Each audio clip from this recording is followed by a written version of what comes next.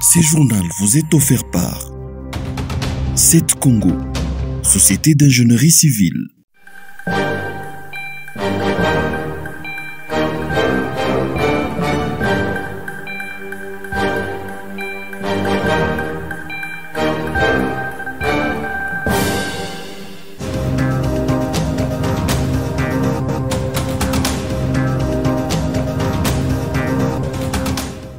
Le Premier ministre Jean-Michel Sama Lukonde a procédé à la relance officielle des activités du programme sino-congolais. Cette cérémonie a eu lieu le 18 mars au siège de l'Agence de pilotage, de coordination et de suivi des conventions de collaboration APCSC. Pour Freddy Chembo, directeur général de l'APCSC, la relance des activités du programme sino-congolais augure des lendemains meilleurs pour la partie congolaise. Sans ignorer que ce programme a été très décrié dans l'opinion collective comme ayant trahi ses objectifs initiaux.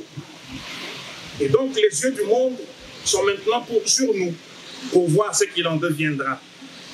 Mais nous restons sereins, convaincus qu'on peut créer les meilleures structures et les meilleurs textes du monde, mais l'homme en reste l'artisan de matérialisation. C'est pour cela que nous venons, nous, à la PCSC, avec la philosophie d'un suivi rigoureux, un suivi conséquent pour la tangibilité dans la réalisation des infrastructures en République démocratique du Congo. Le Premier ministre congolais a estimé que cette relance tombe à pic. Il a promis l'accompagnement du gouvernement pour la bonne marche de ces programmes. Je voudrais ici assurer l'accompagnement de la primature en tant que tutelle pour le bon fonctionnement de ce programme, tutelle ici de l'APCSC, et mon office reste ouverte à vos sollicitations pour que nous puissions ensemble répondre aux grands défis du développement de la République démocratique du Congo, notamment par le programme sino-congolais et par les autres conventions à venir. Cette convention a été signée en 2008 entre les groupements d'entreprises chinoises et la République démocratique du Congo. Elle devait permettre à la RDC de se doter d'infrastructures en échange d'exploitation de ses ressources naturelles.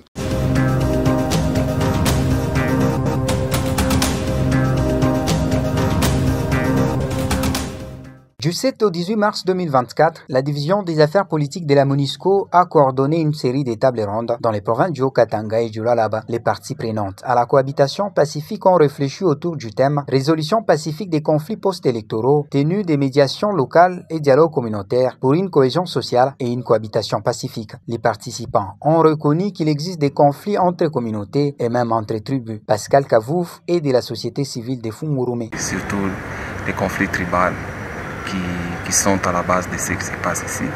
Et d'autres choses, c'est l'intolérance intercommunautaire, c'est-à-dire entre les leaders entre eux-mêmes, les leaders politiques et les leaders civils ou de la société civile. Il y a aussi les problèmes de quotas entre ethnies. Tantôt, ce sont les Sangas qui réclament à ce qu'il y ait leurs quotas, leurs membres soient élus, et tantôt de l'autre côté, c'est le groupe des 5. Et surtout que la plupart des autochtones disent que le groupe des 5 avait déjà beaucoup dirigé dans la plupart des gouvernements. La difficulté d'intégration et l'attitude négative des autochtones envers ceux qui considèrent comme des étrangers ne facilitent pas la cohabitation pacifique. Ce que pense Mukendi Yampiani, membre du comité du Grand Kassai. Quand un problème touche un des membres, disons d'un corps, c'est tous les corps qui en souffrent. Alors on pourra peut-être généraliser pour dire que la communauté kassaïenne n'est pas vraiment bien acceptée au niveau du Grand Katanga.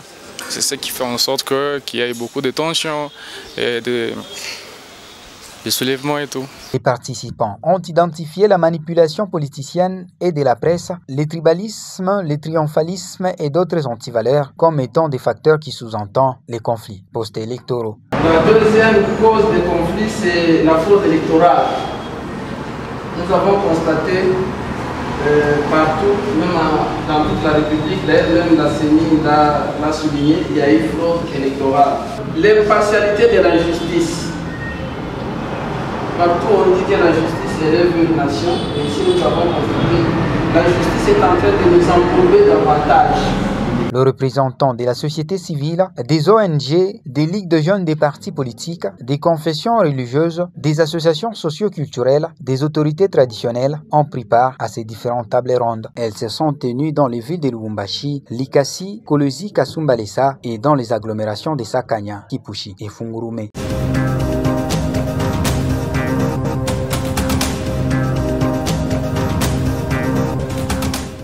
Des juristes congolais ne sont pas du même avis concernant la levée du moratoire sur la peine de mort en RDC décidée par le gouvernement. Maître Cédric Konji du barreau de Lubumbashi pense que c'est une bonne mesure. Je suis un peu satisfait parce que toutes ces années, depuis 2001, que le président Mzee Laurent Désiré Kabila avait signé ce moratoire-là, j'ai toujours milité pour la rétention de la peine de mort, c'est-à-dire qu'on puisse exécuter cette peine vu la recrudescence des criminels. Maître Désiré Kassapoula Mouteba est opposé à cette décision. Il souhaite surtout que la peine de mort ne soit pas utilisée à des fins politiques.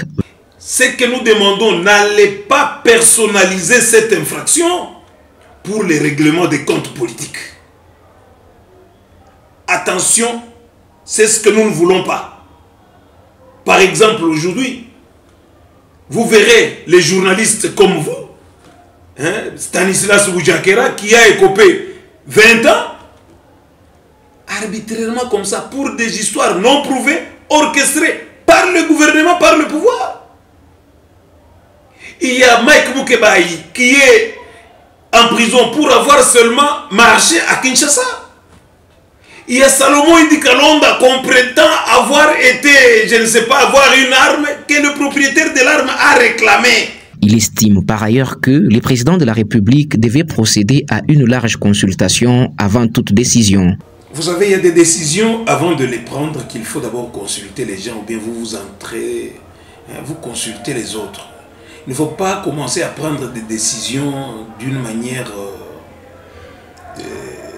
unilatérale, sans consulter des conseillers. Selon Maître Alfred Tshiswaka, la levée de ces moratoires peut entrer en contradiction avec certaines dispositions constitutionnelles au regard de l'article 16. Vous regardez très bien, la Constitution, à son article 16, garantit des droits à la vie. Et ce qui veut dire, si aujourd'hui on exécute un délinquant par rapport à telle ou telle autre infraction, c'est qu'on mettrait fin à sa vie. Ce qui semble être aussi dans la contradiction avec la dite Constitution. Le moratoire sur la peine de mort est en vigueur en RDC depuis 2003.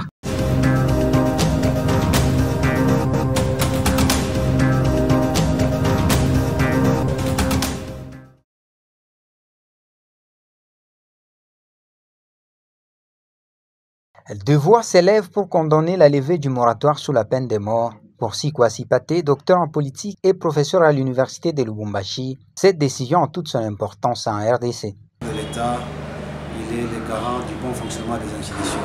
Et par rapport à sa position, et selon les dispositions constitutionnelles, on lui reconnaît un certain nombre de pouvoirs, et parmi lesquels il y a celui-là qui peut proposer la révision ou soit l'abolition d'un accord, ou soit d'un traité, ou soit d'une loi.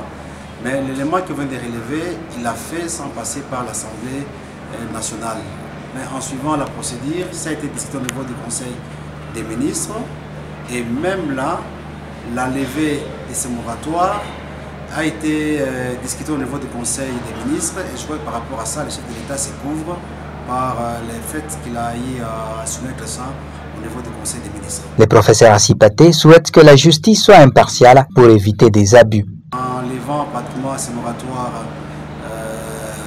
sous la peine de mort, on peut se demander la question avec une justice qui tâtonne, une justice qui est décriée presque par tout le monde. Est-ce qu'on ne peut pas amener à la mort les innocents? C'est la crainte que nous avons.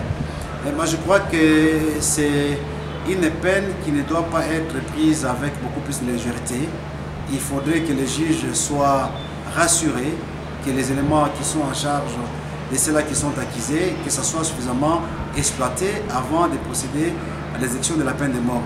La décision d'élever ces moratoires a été prise en Conseil des ministres du 9 février dernier.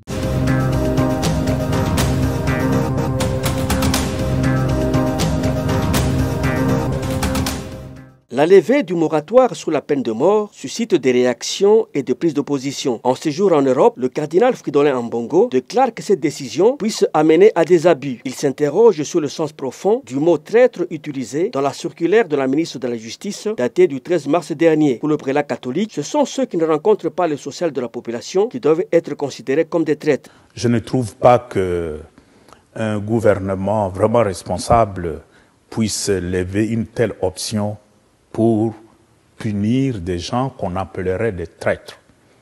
Premièrement, la notion de traître.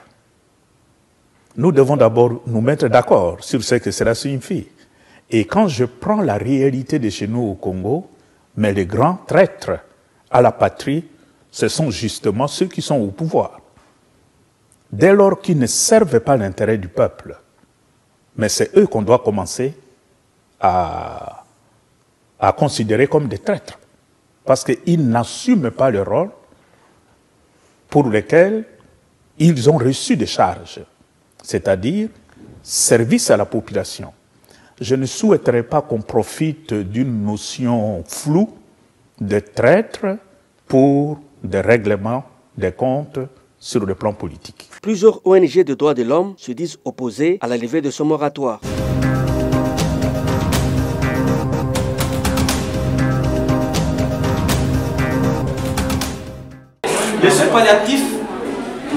L'enseignement supérieur et universitaire congolais a opté pour le système licence master doctorat LMD en abrégé. À l'Institut supérieur technique de Lubumbashi par exemple, ce système est déjà d'application. Janom Pagnan, directeur général de cette institution, affirme que ce nouveau système est avantageux. Comme on dit, licence master doctorat, au bout de 3 ans, vous pouvez avoir un diplôme de licence.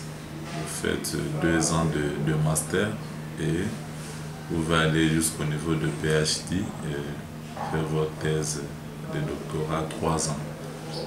C'est-à-dire on a bac 3, bac plus 3, bac plus 5 et bac plus 8 pour un PhD.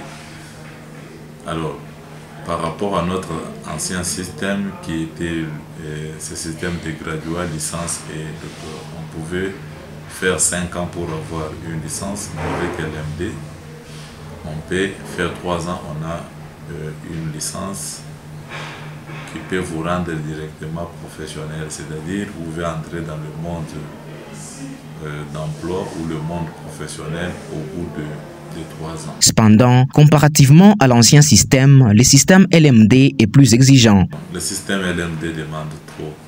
D'abord, il faut avoir des infrastructures de qualité dans les normes. Il faut avoir une connexion Internet en permanence. Il faut avoir une bibliothèque physique. Il faut avoir une bibliothèque numérique. Il faut avoir des laboratoires pour des options techniques, par exemple la médecine, les systèmes. Il faut avoir des laboratoires appropriés, l'informatique. Il faut avoir des logiciels auxquels vous devrez apprendre les étudiants. Il faut avoir un laboratoire avec des ordinateurs d'une capacité pouvant permettre à mettre des logiciels appropriés et essayer d'apprendre aux étudiants ce qui est vraiment essentiel. La mise en application du système LMD a été décidée en 2014 et c'est en 2022 que cette décision est entrée en vigueur après les états généraux sur l'enseignement supérieur et universitaire tenus à Lubumbashi en septembre 2021.